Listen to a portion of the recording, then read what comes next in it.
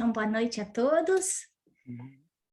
Que a paz de Jesus esteja aqui junto conosco, nessa segunda-feira.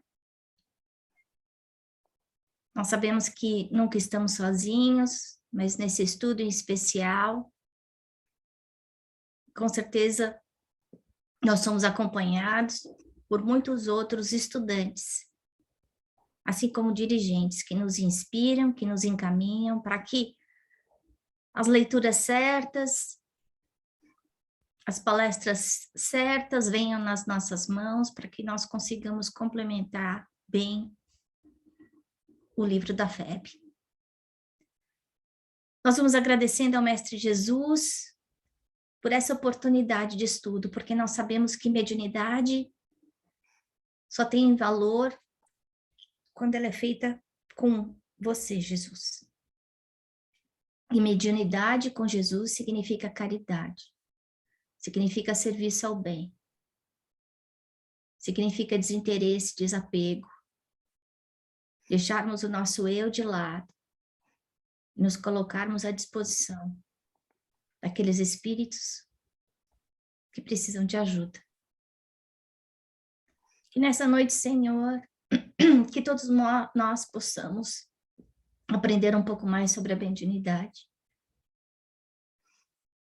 Que teus mensageiros de luz possam nos inspirar, a cada um de nós, para que nós tenhamos olhos de ver e ouvidos de ouvir todos os ensinamentos que foram trazidos por Kardec. Graças a Deus. Bom, a gente já viu que existem dois grandes tipos de mediunidade. A mediunidade de efeitos físicos, que não necessariamente precisa de uma ação inteligente, e o outro é essa mediunidade de efeitos intelectuais, inteligentes. Quando a gente pensa num efeito inteligente, a primeira coisa que vem na nossa cabeça é que se o efeito é inteligente, a causa tem que ser inteligente. Né? Então, existe uma atuação de um ser vivo, do ponto de vista espiritual, que eu quero dizer que não é inanimado, né? Pensante. Quando a gente fala inteligente, a gente não quer dizer perfeito, a gente não quer dizer puro, nem academicamente, nem moralmente, mas é alguém com algum conteúdo que consegue causar algum efeito físico. Quando a gente vai no livro dos médiuns, no capítulo 19, a gente lembra que o médium é um intermediário, e isso eu agradeço aí, que eu vi que a maior parte de vocês respondeu as perguntas que eu tinha colocado no Google Classroom, e é importante a gente ter essa noção, que o Chico sempre falava, o telefone toca de lá para cá e não daqui para lá. A gente tem que entender que nós, como médiuns, nós somos simplesmente vasos de transmissão, canais de transmissão, daquela mensagem que vem do além. O objetivo da mediunidade, e eu acho que isso é super importante, não é a gente melhorar moralmente. A gente trabalhar a mediunidade não vai ajudar a gente a ser melhor moralmente.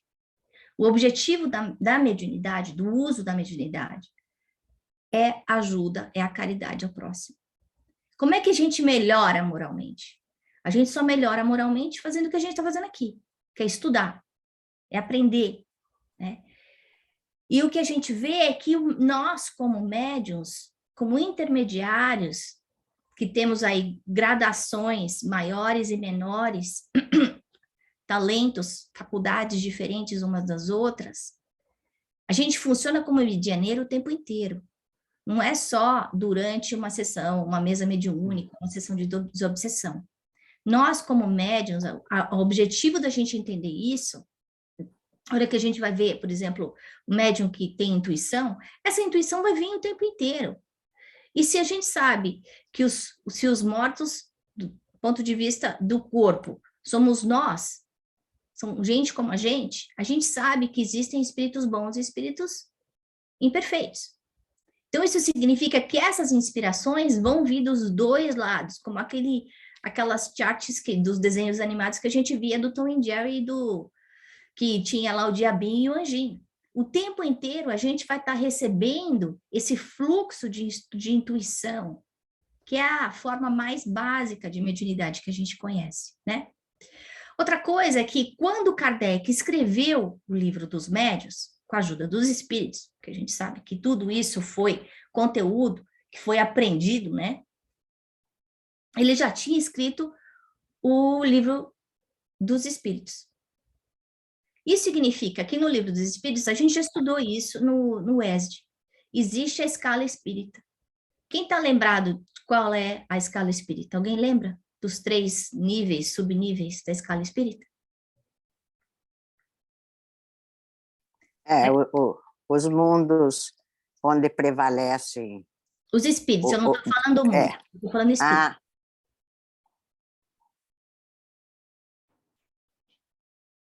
Perfeitos. Uhum. Não lembro todos espíritos perfeitos aqui nessa sala. Quem mais? Pois é, né? Pois é, a gente sabe que existem os espíritos imperfeitos, né? Que somos nós, ainda os aprendizes. A gente sabe que existem os espíritos superiores, que estão aí além da gente, que não precisam mais reencarnar. E a gente sabe que existem os espíritos puros. E dentro desses 3 buckets, existe uma infinita quantidade de níveis, né? Então, a gente sabe que nós aqui na Terra, como espíritos imperfeitos que somos, todos nós trazemos uma bagagem de coisas complicadas de passado. Então, eu, diferente do Manuel, diferente da Lúcia, tenho algumas qualidades e alguns defeitos. Eles têm outras qualidades e outros defeitos. Mas todos nós estamos no mesmo nível. Se a gente tivesse em nível diferente, a gente estava em mundo diferente. Então, pela afinidade vibracional, eu encarno aqui. Quando a gente lembra do umbral, que a gente também já estudou no ESG, a gente lembra que é aquela camada vibracional que rodeia a crosta terrestre. Essa camada vibracional foi criada por quem? Quem criou o umbral? Foi Deus? Não, nós. Nós, exatamente. Nós. Quando a gente vê todas as coisas feias que André Luiz descreve no capítulo 1 do Nosso Lar, que, lembrando que a gente vai voltar agora, estudar o Nosso Lar a partir do mês que vem, que eu acho que vale a pena para todo mundo aqui, porque é um bom refresh, né? A gente já estudou um bocado de André Luiz, agora a gente volta e percebe que tem um monte de coisa que a gente não tinha percebido. A gente vê que o umbral foi criado pela mente de todos nós, encarnados e desencarnados também. Então, quando a gente vê seres monstruosos, lama, roupa toda desgrenhada, mau cheiro, necessidade fisiológica, bichos horrorosos, escuridão, não foi Deus que criou isso. É a nossa mente criadora. Bom, não existe separação. Não existe eles estão lá e nós aqui. Está tudo conectado. Enquanto a gente não aprender isso, a gente não consegue evoluir, né? Então, nós como médiuns intermediários, sendo médiuns intermediários entre o plano carnal e o plano espiritual, e a gente sabe que existe médium do plano espiritual também, tá? Mas só para simplificar, isso tá em André Luiz também e está no livro dos Espíritos também. Mas nós, como esses intermediários, o problema da sintonia é muito sério.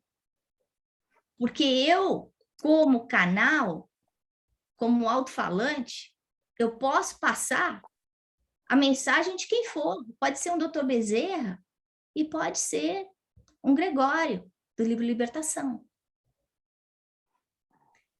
Então, quando a gente fala de mediunidade, o papel da mediunidade como caridade, né, a gente sempre, eu acho que é importante a gente pensar, quando eu penso em mediunidade, eu penso principalmente na parte de desobsessão, né, em que o médium de alguma forma atua, ou como na psicofonia, ou na doutrinação, mas a gente vai ver que existem outras formas aí dessa mediunidade inteligente, né, com efeitos inteligentes. Eu tenho que vigiar, trabalhar minha reforma íntima, Para quê? Para que a minha sintonia seja com os espíritos superiores e não com os espíritos imperfeitos, como eu. O que é mais fácil para mim? É mais fácil continuar no mesmo erro,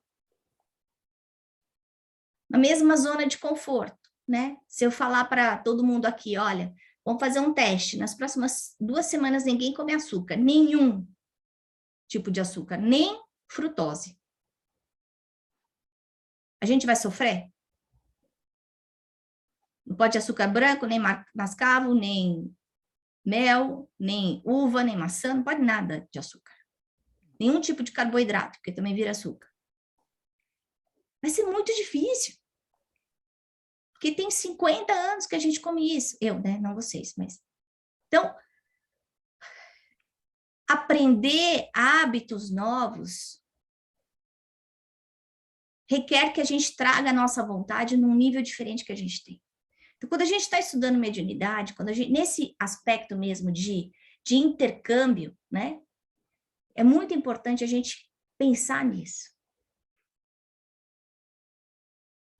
Que não acontece só dentro do centro, não acontece só 1 hora antes da sessão, 1 hora antes do momento do encontro, né? Agora, interessante, vamos voltar de novo no Oeste. Século XIX, Allan Kardec vem e começa a falar de mediunidade. Tem esse boom dos fenômenos físicos, as mesas girantes. Então, falava para a mesa, vai para lá, vai para cá, sobe, desce, fica parada num pé só. Como assim?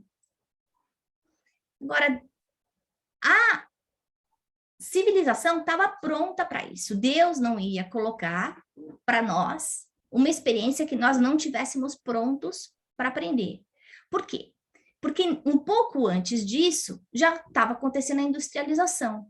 Então, a gente estava passando daquela fase mais pré-maternal, básica, para conhecer eletromagnetismo, para conhecer eletricidade, desenvolver a ciência. Então, a gente já tinha conteúdo suficiente para entender que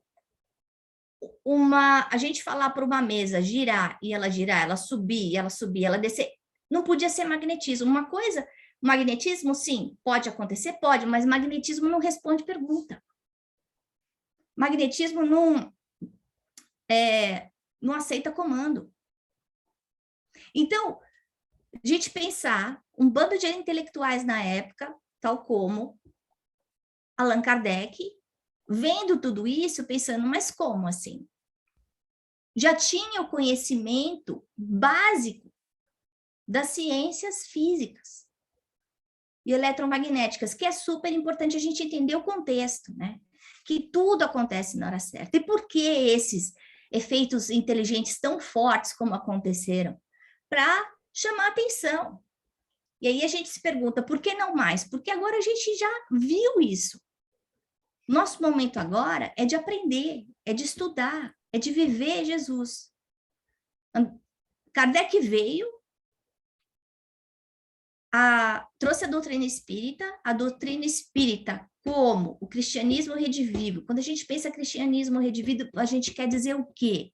A gente quer dizer relembrar o que Jesus falou, veio trazer coisas novas, porque quando a gente lê o livro dos Espíritos, impossível Jesus falar aquilo há 2000 anos atrás, quando a gente não tinha capacidade de ler e escrever, em que 90% da população que seguia Jesus era analfabeta e escrava. Então, ele vem aí mostrar, condensar tudo aquilo que Jesus veio mostrar para a gente há 2000 anos atrás e trazer mais. Falar, olha, o objetivo do cristianismo é ligar o homem a Deus. Essa é a base da religião, é o religar. E como é que a gente vai fazer isso? Como é que Jesus viveu a vida dele? Como é que Jesus viveu a vida dele, pessoal? O que ele fez? Ligado ao Pai. O que ele fez, dona Odete? Aí o que ele fez? Ele fez a vontade do Pai que está no céu, quer dizer, todos aqueles mandamentos ensinados, os mandamentos da lei divina, falados por Moisés, ele veio completar, exemplificar, mostrar, viver tudo. E se a gente tivesse que resumir Jesus em uma palavra, qual seria? Jesus, ele é o guia. Ele tornou-se dessa forma o guia para nós, aquele elemento principal que Ele viveu o amor. é, O viver a vontade do Pai não é a gente ficar bananeira, não é a gente ir na gandaia, não é aceitar as leis divinas, né? As leis divinas. Então, é amar a Deus acima de todas as coisas. Ele veio falar, amar o próximo como a si mesmo, e a Deus acima de tudo. Honrar pai e mãe, a importância da família. Você vê que Jesus não veio com nada, não tinha família rica, não tinha família importante, não tinha família letrada. Por quê? Porque se tivesse, a gente ia falar, mas ele conseguiu, porque ele tinha esses contatos todos, esses privilégios. Não, não tinha nada. Filho de carpinteiro. A única coisa que ele veio foi o quê? Família. Então, ele veio passar uma mensagem muito clara, que cada um de nós, no estágio que a gente tiver, a gente pode fazer o bem, a gente pode viver o amor, né? Então, aí então vem esses fenômenos do século XIX para despertar a consciência da gente. Nas mesas girantes, como a gente já estudou no ESG, Kardec, que era um grande observador e até aquele momento completamente incrédulo, ele vai falar assim, mas isso aí é tudo balela, é fofoca, não está acontecendo mesmo.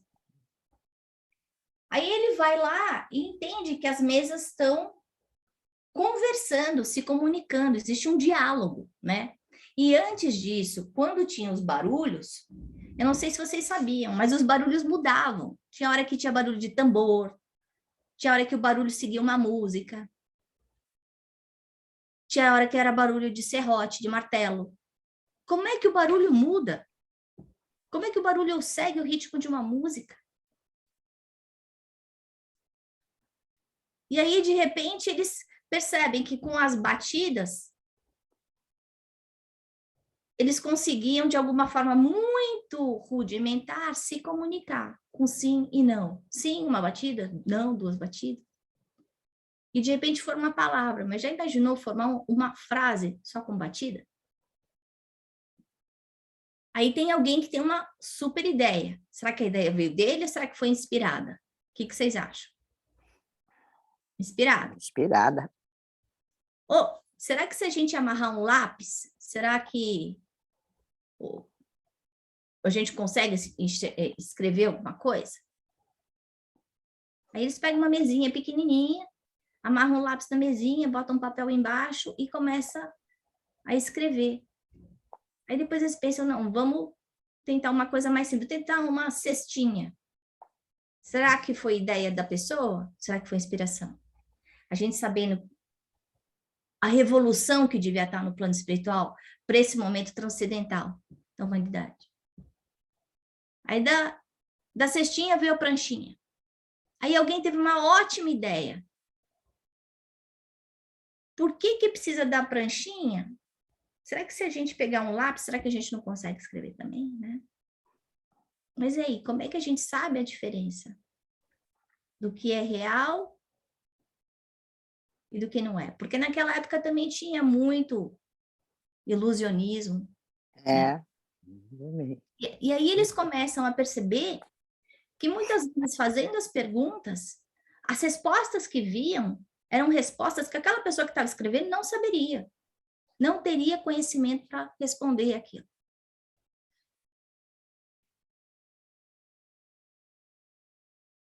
Então, devagarinho, eles conseguem separar o que é ilusão do que é intercâmbio mediúnico. Eles conseguem migrar de um efeito físico, de um espírito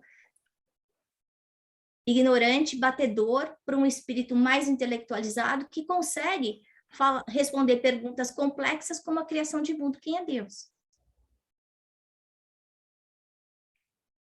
Então, a gente vê que até nisso, até nesse momento de intercâmbio, a qualidade, a dimensão, o grupo de espíritos que estavam trabalhando era diferente. E é tão fácil a gente entender isso quando a gente raciocina um pouco, porque quando a gente tem um time no trabalho, todo mundo é igual. A Geice, que toca RH, Não é. Se a gente botar todo mundo no mesmo time, todo mundo que tem as mesmas qualidades, o negócio vai emperrar.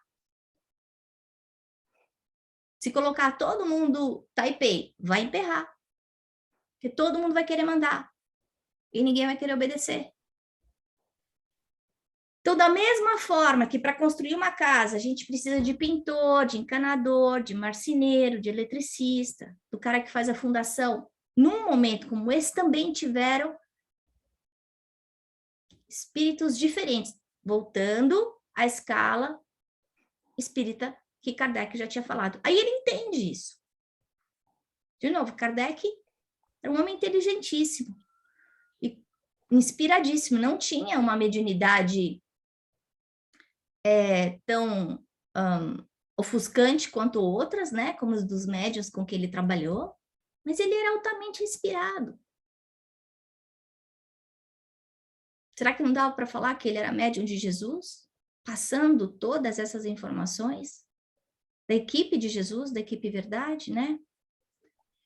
Então ele pega e começa a analisar o que está acontecendo, esses efeitos inteligentes. Como é que alguém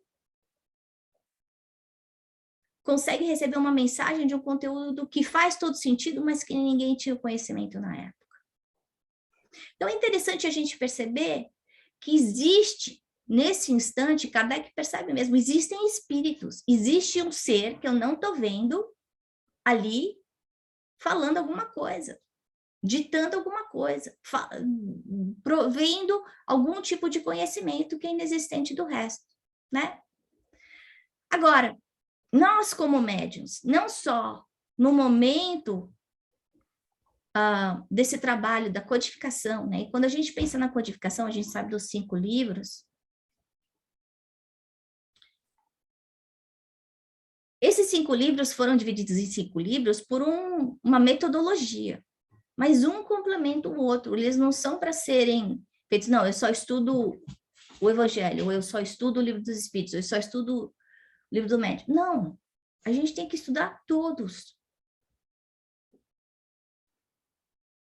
Porque já imaginou, a gente, como é que a gente ia andar com um calhamaço de livro? Quando ele começou a observar que aqueles médiuns, que tinham alguns médiuns, que davam algum tipo de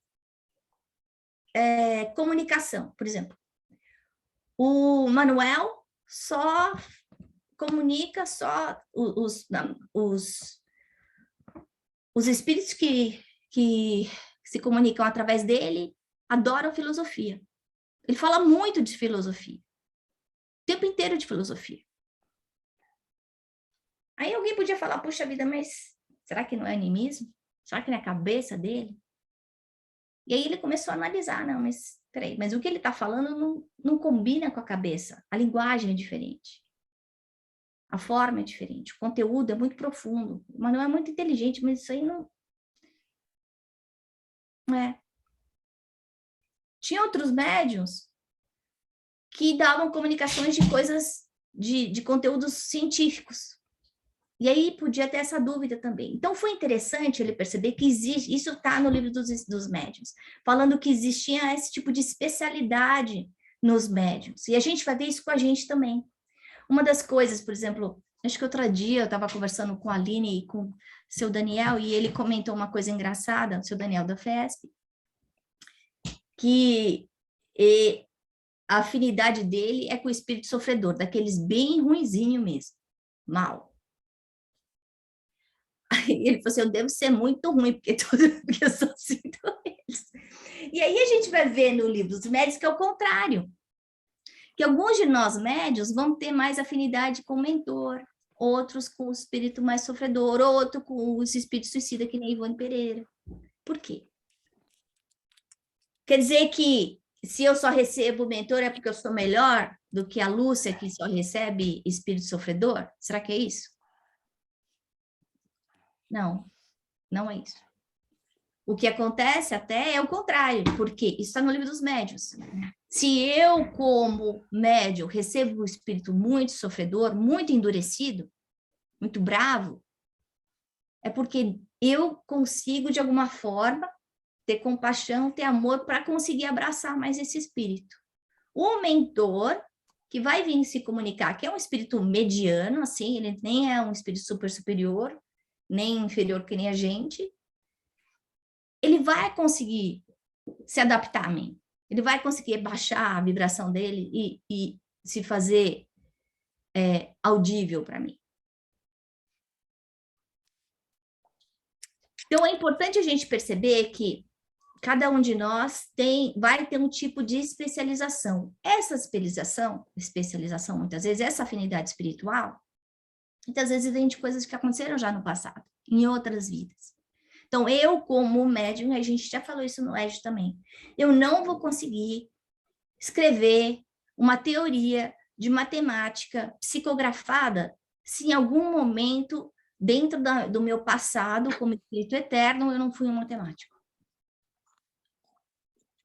Eu preciso ter aquele conteúdo dentro de mim de alguma forma, para que aquele espírito consiga se comunicar de uma forma mais fácil comigo. Daí a importância da gente estudar. Aprender mais, tudo que a gente puder. Quanto mais a gente aprender, é como se a gente abrisse o leque de oportunidades para esses espíritos poderem dar a sua mensagem. E nós, como médios, na maior parte, a gente vai dar mensagem, vai dar passagem a espíritos que estão sofrendo. Quando a gente pensa num obsessor, o que vem na cabeça da gente? O que é uma obsessão? O que é tal uma obsessão? Obsessão é a palavra. O que é obsessão? Eu tenho uma obsessão por chocolate. O que é uma obsessão? É um pensamento fixo em alguma coisa. Quem é que tem um pensamento físico fixo? Isso mesmo, Gi. O encarnado ou desencarnado? Você tem o obsessor. Quem está com pensamento físico fixo? Eu te odeio, eu te odeio, eu te odeio, eu te odeio. Não, os dois. Os dois. Isso é importante. Então, a gente muitas vezes no momento da desobsessão, a gente fica falando, afasta esse espírito, né?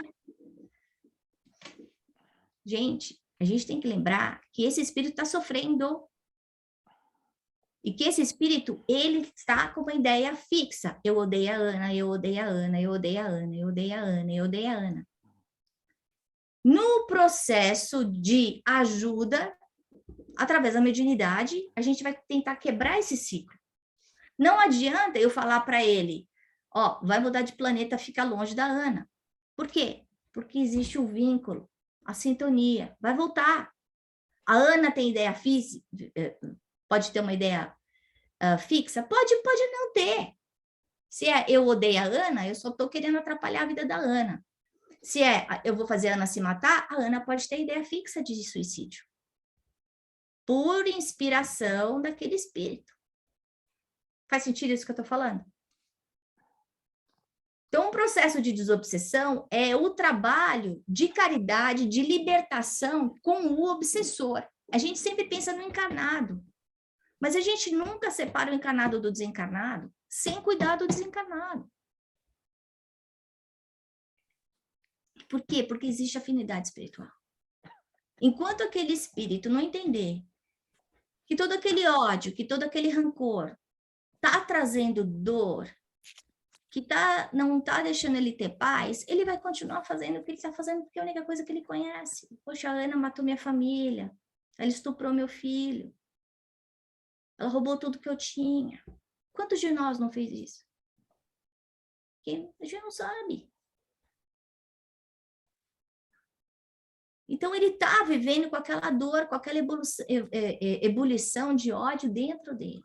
E nós, como médiums, médiums, psicofônicos, doutrinadores, a gente tem que ter essa noção. O que a gente está tentando fazer é ajudar esse espírito. Se eu tivesse dentro de um hospital, conversando com alguém que tem câncer terminal, que está passando por uma dor terrível, o que eu ia falar? Ah, meu filho, não reclama não, olha, você está se libertando, vai ser bom, ó, você vai morrer, essa dor passa, toma um remédio. vai falar isso. Quando a gente estiver conversando com esse, muitos de vocês perguntam, poxa, mas eu não sei o que falar para esse espírito que está vindo aqui, que está bravo. O que a gente falaria para o encarnado? Porque é a mesma coisa.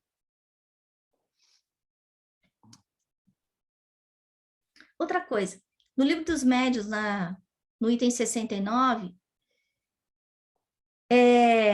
eu já comentei isso com vocês, que eles davam comandos para a mesa, para a lâmpada, falava para a lâmpada e para outra sala, e acontecia isso. Então, ele entendia, de alguma forma,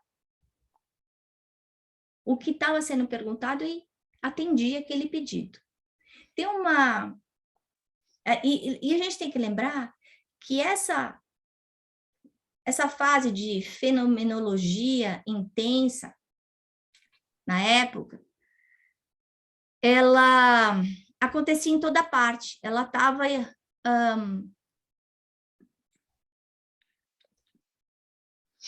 dispersa, fazia parte de uma brincadeira. E aí tem uma história muito interessante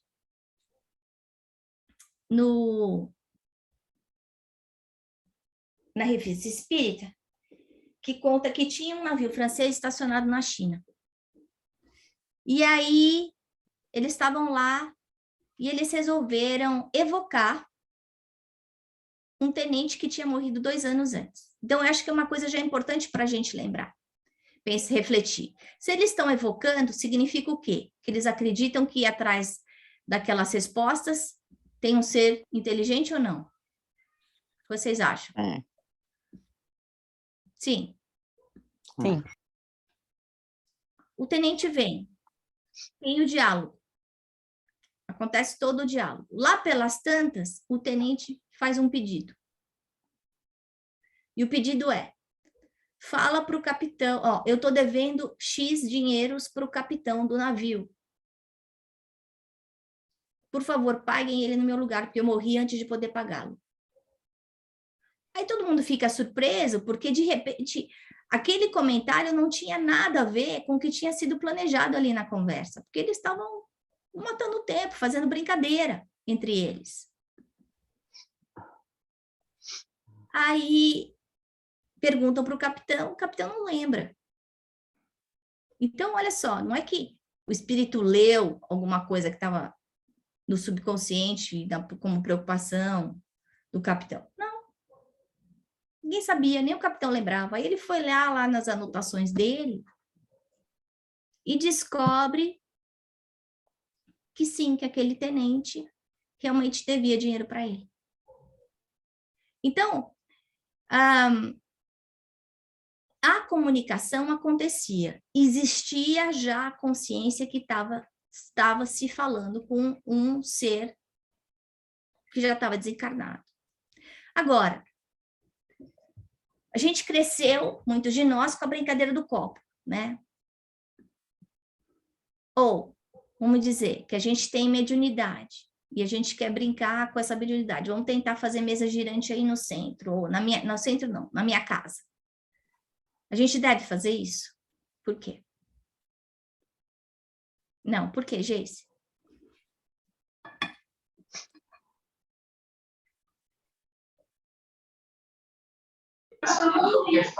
Porque se chamar, vem.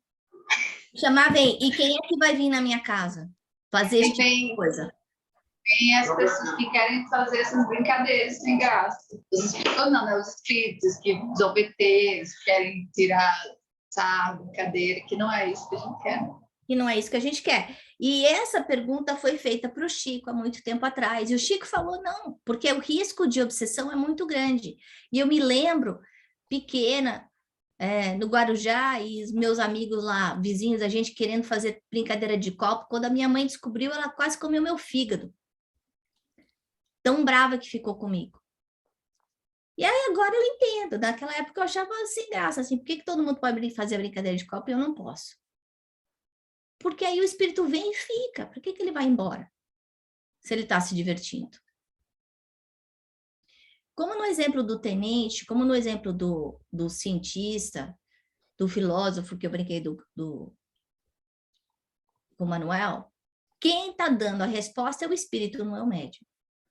Agora, nós, como canais, a gente, de alguma forma, ajusta essa resposta. Por exemplo, vamos supor que Manuel está aí falando de um filósofo grego, tá? Sendo o médium de um filósofo grego. Só que ele é de Natal. Então, ele tem o sotaque da Geice. E tem a linguagem da Geice. Vocês acham que, quando ele escrever, vai sair como se tivesse a Geice falando? Ou vai sair como se o grego falasse?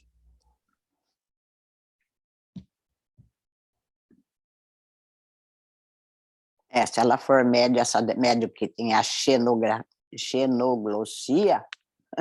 Não. A mediunidade é mente a mente, dona Odete, não importa. Não estou dizendo sei, da maneira. Tô dizendo a linguagem. Ela vai usar expressões que usa lá no Natal? Sim ou não? Eu acho que não, ela vai fazer uma adaptação, né?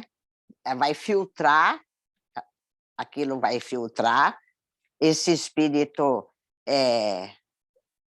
da Grécia poderá passar para um outro espírito, que é o mentor da Geice, e fazendo uma adaptação, e ela transmite a maneira dela. Vai transmitir a maneira dela. Isso significa que o Manuel vai passar a mensagem de um espírito grego com um sotaque de Natal. E aí muita gente vai falar assim, não, mas isso aí quem escreveu foi o Manuel, não foi lá o Platão. Isso é importante a gente entender, que nós, como médiuns, a gente está transmitindo a mensagem. Então, muitas vezes, a gente ajusta com a nossa linguagem. Daí, mais uma vez, a importância da gente estudar, da gente melhorar como canal, como esse plug que a gente é. Porque eu vou sempre me expressar da forma que eu sei. Agora, outra pergunta, como é que funciona com um médium que é analfabeto? Ele pode ser psicógrafo?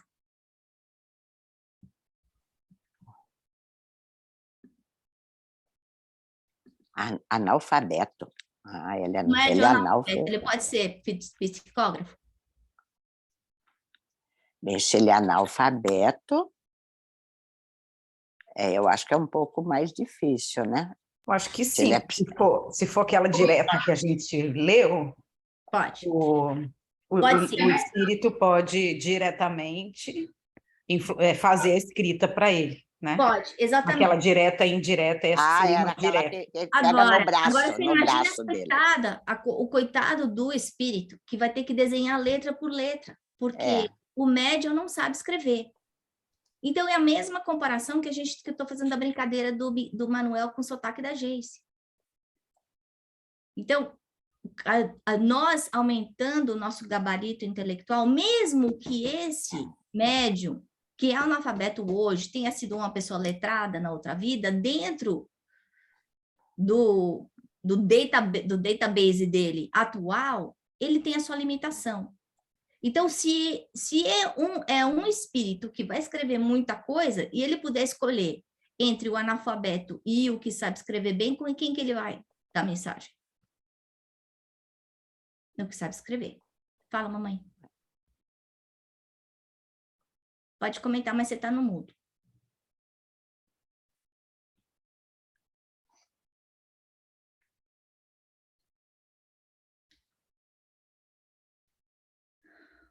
Está no mudo.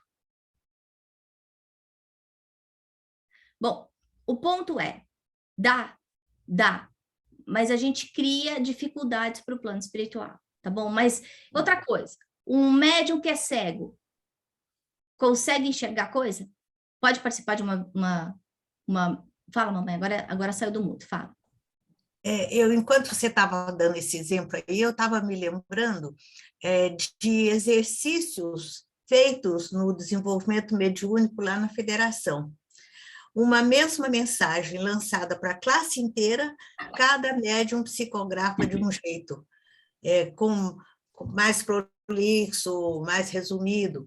E outra coisa também muito bom da gente lembrar nesse instante é que eu já li que, por exemplo, o doutor Bezerra está lá no cantinho dele, na dimensão espiritual, exterioriza uma mensagem, todos os médiuns que estiverem naquela sintonia de ligação com o doutor Bezerra vão receber a mensagem, vão sim receber a essência, o teor, e cada um vai decodificar e vai falar com as suas próprias palavras, né? E é por isso que na ciência, muitas vezes, tem uma mesma descoberta que acontece em 3 lugares diferentes, porque a mensagem vem do plano espiritual e cientistas vão aí, que estão ligados na mesma faixa, encontram de alguma forma. Isso nós estamos falando de médiums ainda medianos, né? Porque tem um caso muito lindo na vida de Eurípides Barçanufo, quando ele entrou para o espiritismo, ele estava cheio de dúvidas, e a uma certa altura ele diz, eu só vou acreditar no espiritismo se me explicarem tal passagem do Novo Testamento. E vem, eu acho que foi João, e o médium era ignorante, era analfabeto lá do interior de Minas, e faz uma palestra filosófica explicando a passagem evangélica para ele, ele se converte, se convence. Então, o potencial mediúnico, o do médium e o do mentor que está transmitindo faz toda a diferença também. Você falou da importância do estudo, quanto mais a gente estudar, mais a gente facilita o trabalho do mentor, né? Claro. Agora, eu falei, e o médium que é cego, ele pode participar de reunião mediúnica? Ou que é mudo? Fala, pode. E o médico que é cego pode ver coisa? Pode, porque está vendo com a mente, não está vendo com o olho. Então, muitas vezes ele vê com a mente e o espírito, né? Não vê com o corpo físico, não é isso, Ana? Isso, E é até engraçado, por exemplo, botando a Aline no spot, ela fala assim, eu quando não quero ver coisa, eu fecho o olho, porque quando eu fecho o olho, eu não vejo espírito. Isso é coisa da cabeça da Aline, a gente estudando aqui esse capítulo, né? Porque a gente sabe que aí ela resolve, eu não quero ver espírito, ela não vê espírito. Mas não é porque o olho está fechado, é porque ela resolveu que não vai ver, né? Então, porque não é o olho físico que a gente está vendo. A percepção perispiritual. Né? Então, vamos continuar aqui. Algum comentário?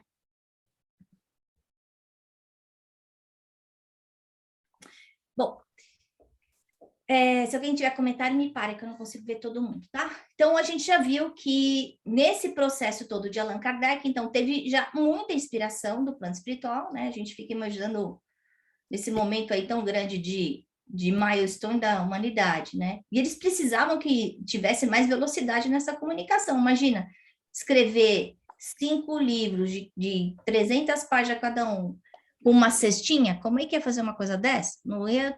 Ele ia ter que ficar para semente, né? Então, eles precisavam estimular os médiuns a ter ideias melhores, e aí foi isso que aconteceu. Então, a gente também já falou aí dessas características dos médiuns, dessa especialidade que a gente vê. Uma coisa que eu quero comentar com vocês é sobre esse livro Desobsessão, que é um livro de André Luiz, que não sei o quanto vocês conhecem. A gente já tinha falado da Seara dos Médiuns, né? Que é um livro muito bom aí para a gente estudar junto com o livro dos médiuns, mas o livro Desobsessão é um livro que foi psicografado pelo Valdo Vieira e pelo Chico, e que é meio que um beabá, entendeu? É a cartilha suave, como diria a minha mãe. Isso.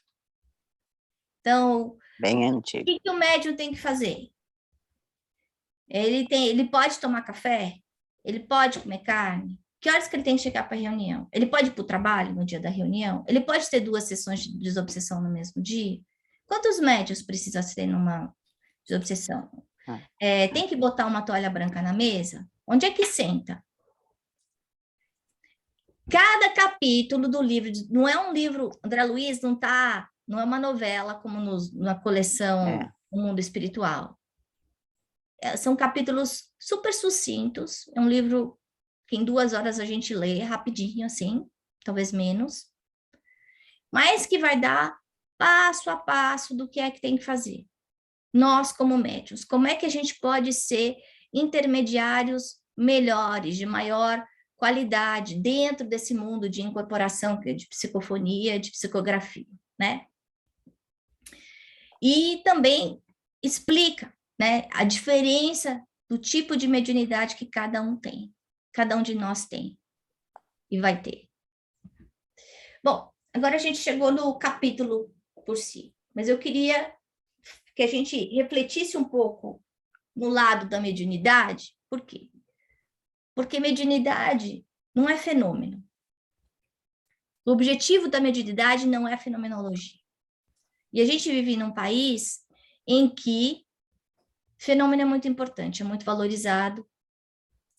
É muito comum a gente ver prece paga, atendimentos, reikis, diversas formas de intercâmbio entre os dois planos, mas com dinheiro envolvido.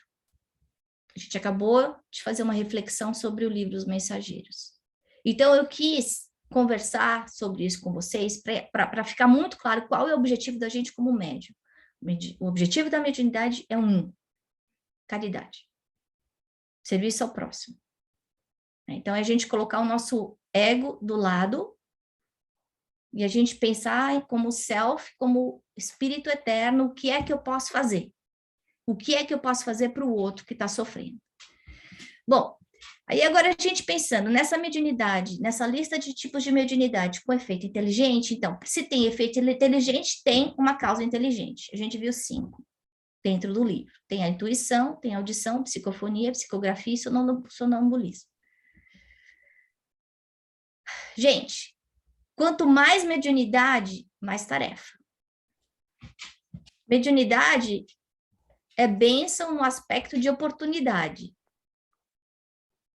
Mas a gente sabe que quem vem com uma mediunidade, como a de um Chico Xavier, como a de um Divaldo, está carregando um caminhão de areia nas costas. É um trabalho muito sério. Cada um de nós veio com compromisso. Será que a gente não teve em algum tipo de escola, como a Escola dos Mensageiros? Para ir desenvolver as nossas potencialidades, confirmar as nossas responsabilidades aqui na Terra, preparar a gente para o serviço, falar, olha, Ana, a Letícia vai estar vindo com você para te ajudar a não fazer besteira. Não briga com ela, não. A gente vai tá aí junto, porque a gente tem que trabalhar junto. Como eu falei, mediunidade não vai fazer a gente ser pessoa melhor, gente. Não vai. Se fosse assim, todo médium que tivesse tarefa definida e que tivesse uma super powerful, né, psychic powers, era perfeito e não é. Não é. Mediunidade não é sinônimo de moralidade. A moral vai vir através do estudo e do trabalho. Estudo e trabalho com Jesus. Quanto mais a gente conseguir melhorar moralmente, quanto mais a gente conseguir colocar essa compaixão, esse amor, esse desejo de ajudar, mais preparo a gente vai ter para cuidar de espírito sofredor. Espírito sofredor, vocês se lembram, no livro Libertação, que a gente acabou agora há pouco, né? Que de repente tinha o mentor lá que estava trabalhando com o André Luiz, que era um mentor super evoluído, capaz de fazer coisas incríveis, mas na hora de ter que doutrinar o Gregório, quem vem é a mãe postiça do Gregório. Por quê? Porque ela tinha sido mãe do Gregório? Não, porque ela tinha uma capacidade de amar, e ele fala isso. Eu não sei amar como ela. Então, é interessante porque, apesar dele ter qualidades muito maiores do que a do Gregório, ele não tinha amor suficiente dentro dele. Então, é importante a gente lembrar disso, que mais importante do que o que a gente fala é o que a gente sente. Quando a gente pensa no momento em que André Luiz, lá no umbral, sofrendo, depois de, sei lá, uma década de umbral, ele é resgatado, e ele pergunta, por que vocês demoraram tanto? Vocês não estavam vendo que que eu estava aqui sofrendo? E eles falam, mas a gente estava do seu lado o tempo inteiro, André, você que não viu. Não é? Não foi a gente. E aí a gente percebe o quê? Que depende de nós. Depende de nós o quê? Enxergarmos a ajuda. Pedirmos a ajuda de verdade. Enquanto a gente não pedir a ajuda não vai vir.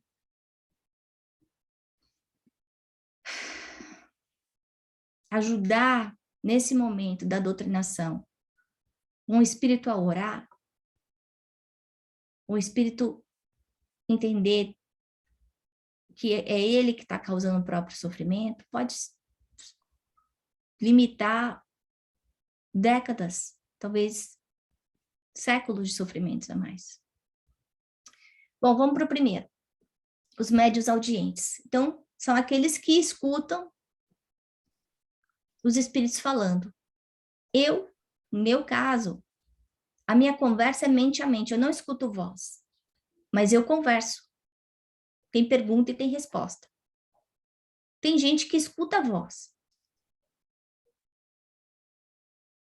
Então, quando está escutando a voz, está atuando na audição. Quando a gente, parece que aquela conversa planta na cabeça da gente. Eu não estava pensando, eu faço uma pergunta e de repente vem a resposta e você puxa. Quando vem plantado na cabeça da gente, é porque é mente a mente. E nós, como espíritos, como é que os espíritos se comunicam, pessoal? Mente a mente. Somente, né? Os psicofônicos são aqueles que falam, né? Então, aí é outra coisa importante para a gente pensar. Quando está acontecendo a psicofonia, né? O espírito entra em mim? Não. Não. O que acontece é uma ligação do espírito para espírito. Quando Jesus liberta aquele homem, aquele moço obsediado, que ele pergunta qual é o seu nome, e os espíritos respondem, meu nome é Falange? Como é que era, mamãe, a resposta? Legião. Legião, isso, Legião. Meu nome é Legião?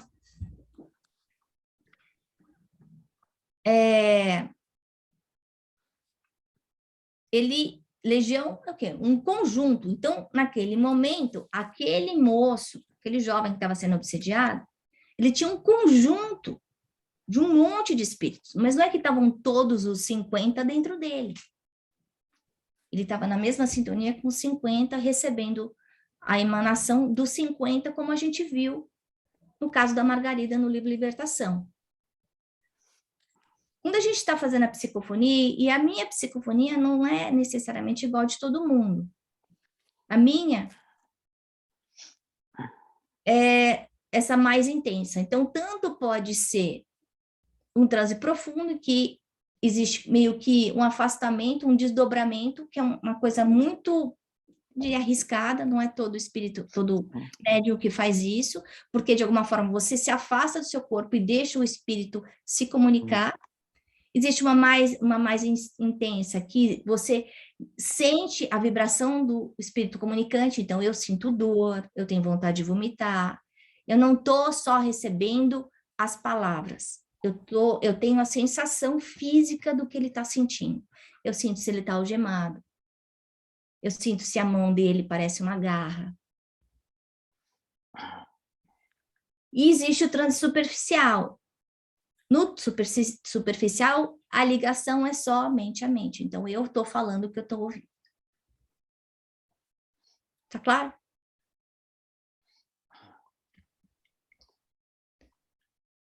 Quando a gente está fazendo essa psicofonia dos espíritos sofredores, a gente tem que ter um controle muito grande. Porque muitas vezes dá vontade de falar palavrão, dá vontade de gritar, dá vontade de bater, dá vontade de virar a mesa. Nós, como médiuns equilibrados, nós temos de lembrar que nós controlamos o nosso corpo. A gente não está possuído. Ele não tomou conta do meu corpo. Eu estou emprestando o meu veículo, a minha voz para ele. Só isso. E eu não posso deixar que ele me tire do controle, que é uma coisa muito normal a gente vê. A gente vê um monte de médium que fica chorando, espirrando, tossindo demais, ou fazendo muito estardalhaço. Não precisa disso. E muitas vezes a gente breca um pouco, porque é intenso. Muitas vezes o doutrinador tem que entender aquilo, porque o doutrinador, ele tem um papel fundamental no momento de desobsessão.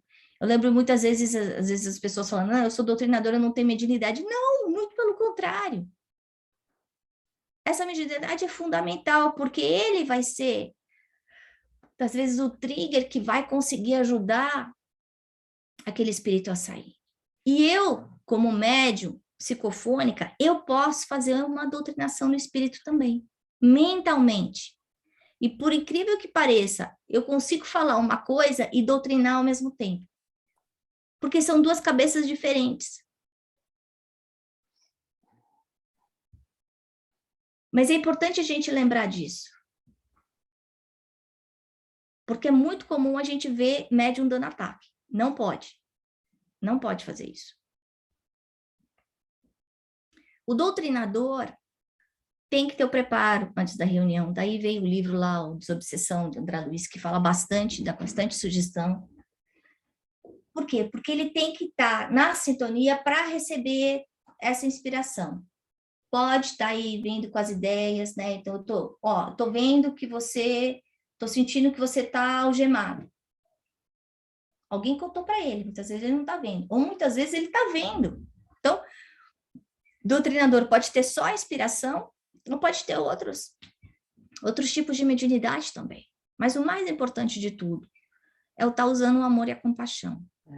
É entender que por mais que aquele espírito fale bobagem, ofenda, porque vai ofender, vai falar, Ana, o que você está falando comigo? Você faz tudo errado na sua casa. Ó, eu vi o que você fez com seu marido, com seu cachorro, com seu filho.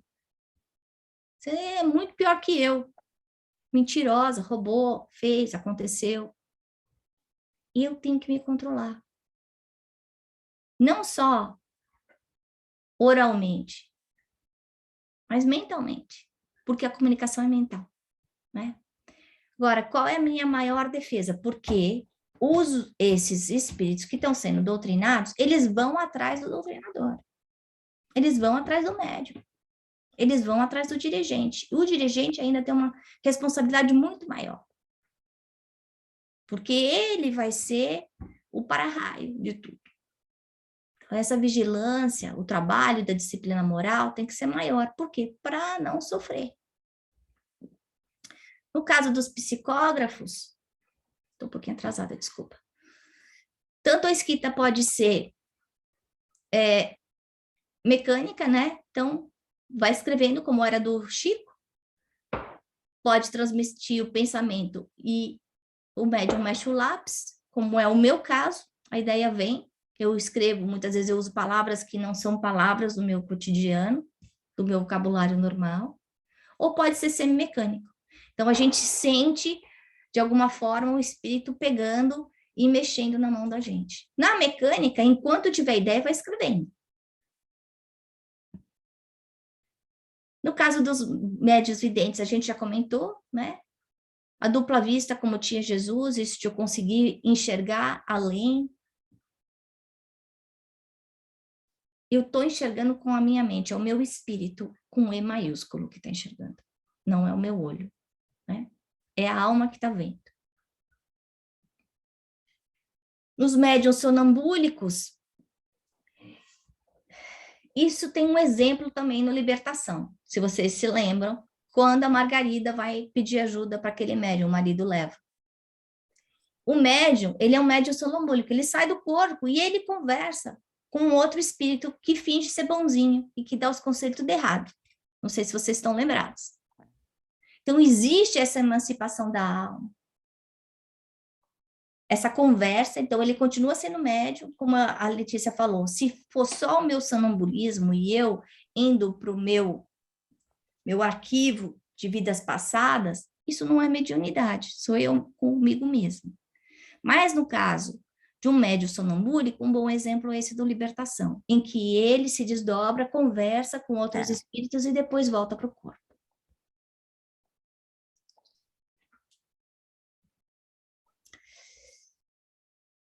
Na Revista Espírita de março de 1861 tem uma história muito engraçada. Tinha um médium que se comunicava com Kardec, que não era cristão e nem era espírita, mas ele tinha muita mediunidade, ele seguia Moisés.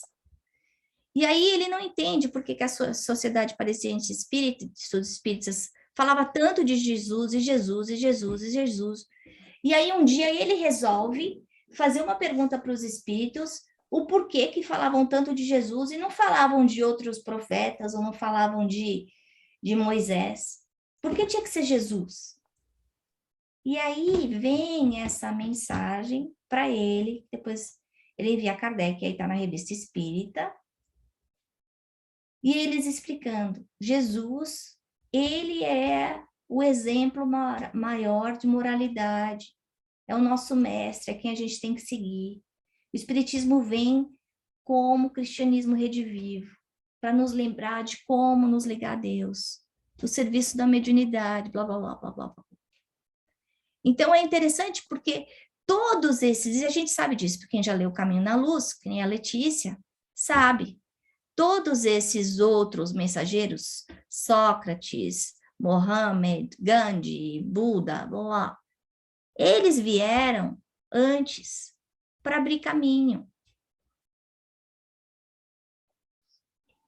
Eram equipe de Jesus, trabalhando com Jesus. Preparando o caminho para Jesus. Moisés veio preparar o caminho para Jesus. Foi a primeira revelação. Jesus a segunda. Espiritismo a terceira. Mas, quando a gente fecha a conta, o espírito que marcou mais a história do mundo, mais se escreveu a respeito, se chama Jesus. E essa mediunidade com Jesus, como a gente já falou, pede estudo, pede disciplina, e dá trabalho. A gente está com sono, cansada, com fome, e aí vai ter que fazer lição, porque a Ana pediu para fazer um monte de coisa. Porque e quando a gente fala para vocês darem aula, quando a gente fala para dar aula, não é porque a gente está com preguiça, mas isso também. Estou brincando. Quando a gente fala para dar aula, é porque quando a gente está dando aula, a gente tem que estudar 3 vezes mais. É difícil. A gente tem que sair da zona de conforto, tem que fazer pesquisa. Para preparar 1 hora de aula, você tem que estudar 5 horas. Fácil. E quando a gente está estudando, a gente está trabalhando na nossa transformação moral. A gente está ajustando, está reavaliando os nossos valores. E pensando, é isso que eu estou fazendo? Eu estou fazendo diferença? Eu estou servindo a Jesus de verdade? Ou não?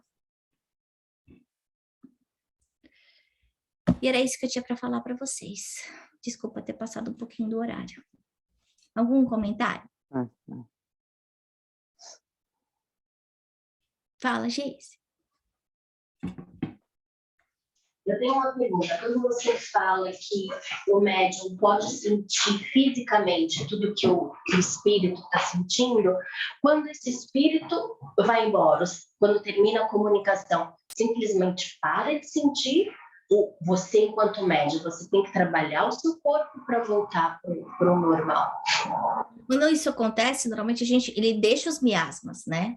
Então, se alguém entrar, vamos pensar uma analogia simples, se alguém entrar com uma bota toda enlameçada dentro da sua casa, ele entrou e saiu, o que aconteceu com o chão branco? Sujou. O que você tem que fazer? Passar um pano. Quando o espírito incorpora, não posso falar incorporar, mas porque ele não toma conta do meu corpo. Mas quando eu estou na mediunidade de psicofonia, eu estou sentindo depois todos aqueles miasmas, o mal-estar, o enjoo, enfim, etc. Depois que a gente faz esse processo da psicofonia, normalmente a gente faz uma limpeza. Essa limpeza é a hora que esses miasmas são retirados. Agora, muitas vezes está tanto peso que aí é importante a gente ir para casa, rezar antes de dormir. E aí, durante a noite, é quando a gente consegue realmente se fortificar de novo. Muitas vezes a gente sai de um trabalho mediúnico morrendo de fome, porque a doação foi muito grande também. A quantidade de ectoplasma que a gente doa é muito grande, tá? Então, existe uma doação física e uma doação espiritual, tá?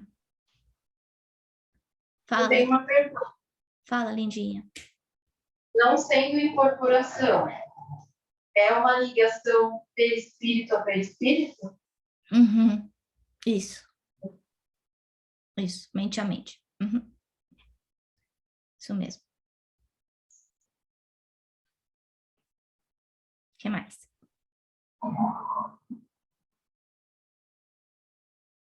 Mamãe e Manuel quer comentar alguma coisa?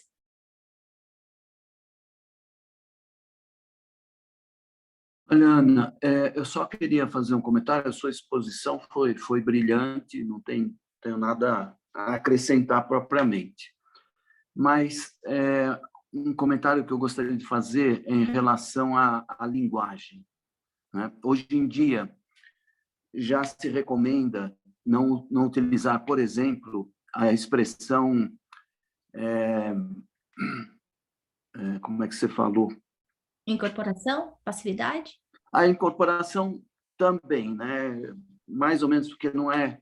Não é uma incorporação. Uhum. O pessoal até brinca, às vezes, né? Incorporação é quando a mulher está grávida, né? Aí incorpora o espírito do filho.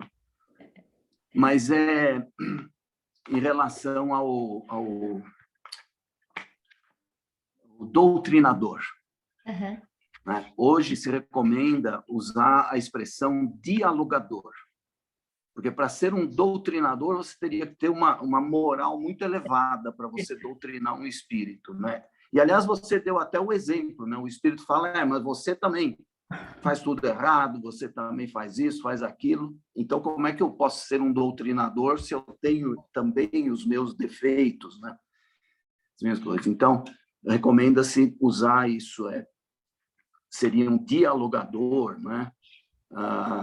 Não uma doutrinação, uma dialogação, um diálogo com o espírito, mais do que doutrinação. Uhum. Só isso. Eu quero falar, o Manuel me fez lembrar uma coisa. Eu, muitas vezes, nos trabalhos da federação, eu fico com a responsabilidade do diálogo. Sim. E eu sei, de uma forma lógica e racional, que eu posso conversar meia hora, 1 hora, 2 horas, 5 horas, um dia inteiro, com um espírito que está com ódio, que está com desejo de vingança, que está querendo matar, destruir o outro, que eu não vou convencer ele. Então, a ajuda no momento da doutrinação vem do plano espiritual. Então, eu simplifico a minha tarefa dizendo para ele, olha, você está numa casa que é de Jesus, você aqui vai ser recebido, cuidado, alimentado, medicado, enfim, todas as suas necessidades serão atendidas. Ao seu lado estão 2 enfermeiros ou 2 entidades que são os verdadeiros responsáveis por esse trabalho. Então, por favor, vá com eles, ouça o que eles têm a dizer. Nem sempre eles querem ir, estão desconfiados, acham que vão ficar presos, enfim. Mas a gente diz, não, vai conversar um pouquinho, você vai entender melhor o que está acontecendo, vai encontrar saída para os seus problemas, para as suas dores. Mas não tento entrar no miolo do problema, nem deixar ele falar, porque senão a doutrinação fica quilométrica. E com o movimento que a gente tem na federação, né, Manuel, não dá para deixar o espírito falar o tempo o que quer. E aí pede que ele vá, envolve em luz, para aumentar a receptividade dele e pronto. Pouca conversa e muita vibração amorosa, porque a força maior é o amor. E essa projeção de amor, eu sinto assim como se fosse um chuveiro, envolvendo a entidade da cabeça aos pés e criando condições para o atendimento, né? Eu lembrei agora... De encarnado para encarnado, a gente não convence ninguém? Exatamente. 200 anos de guerra entre as duas pessoas, a gente não vai resolver em 5 minutos. Né? Uma coisa que eu acho que é importante vocês saberem também é que, muitas vezes, no dia da desobsessão, essa aproximação com o espírito vai acontecer horas antes. Então, muitas vezes, a gente vai sentir essa sensação desagradável, que a gente não sabe o que é. E a gente pode ter certeza que já é muitas vezes porque a entidade está sendo ligada para a gente, já está entrando dentro do nosso campo vibracional para facilitar o tratamento. Muitas vezes ela é trazida. Tá bom? Então, se sentir, não vou no centro hoje porque eu estou com muito enjoo, estou com muita dor de cabeça, então é para ir. Essa é a mensagem. É para ir. Porque muitas vezes esse enjoo, essa dor de cabeça, não é sua. É do outro espírito que você vai cuidar. Entendeu? Só mais um detalhe, Ana, que eu também lembrei, pois que a Lúcia começou a falar, eu me lembrei de uma outra coisa. Quando você fala da incorporação, né, que, na verdade, a comunicação se dá mente a mente, né? Ou de perispírito para perispírito. Entretanto, existe um caso em que o espírito toma o corpo do médium, né? Que é no caso da possessão, que Kardec trata lá na Gênese, né? Tanto para o bem como para o mal, ele diz, né? Então, nesse caso, o espírito, quando é para o bem, pede licença, né? Quando é para o mal, às vezes ele consegue tomar o corpo do outro, porque já dominou completamente a vontade. E é o caso do desdobramento, por isso que é uma mediunidade que ela não é tão comum, porque realmente você deixar o seu corpo à disposição de um espírito ignorante para um momento de doutrinação é um risco muito grande, né?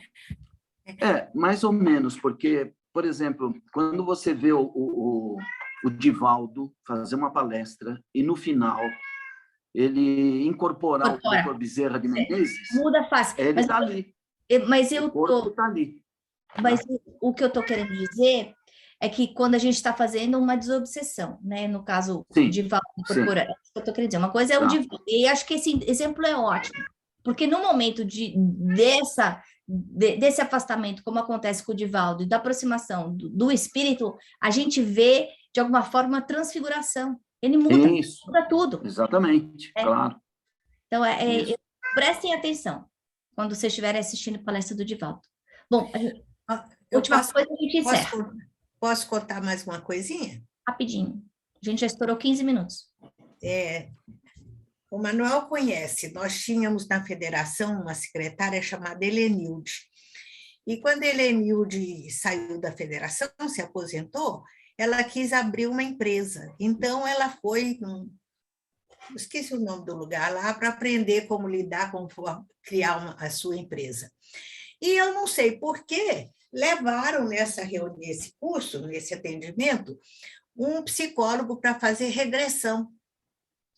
E ele, então, fez, e a Helenilde tinha muita mediunidade, ela regrediu e voltou, sei lá para qual reencarnação, e ele não conseguiu trazer de volta. Eu quis contar esse caso para fazer o link com o que você falou de não fazer sessão em casa. O ambiente não era preparado, as pessoas não tinham conhecimento, aí ela ficou perdida lá no passado. E o povo lá não sabia o que fazer com ela, chamaram um táxi, botaram ela dentro, pagaram o táxi e mandaram ela. Ela entrou numa crise psíquica, psicológica, sei lá o quê, que teve que ser internada. Então, você lembra disso?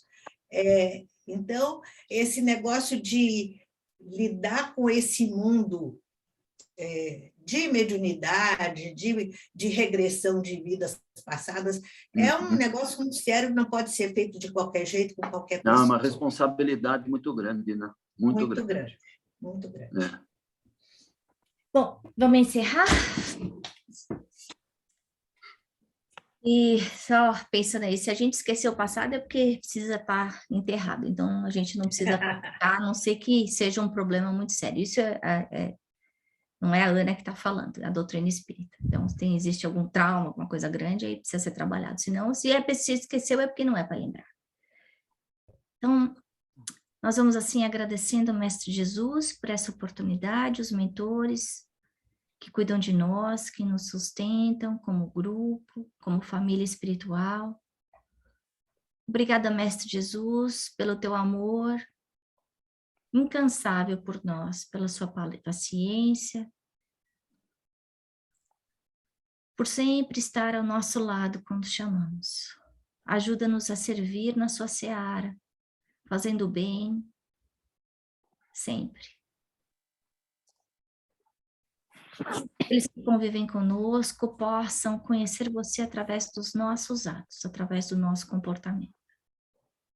Que saibamos viver os teus ensinamentos dentro e fora de casa. Graças a Deus.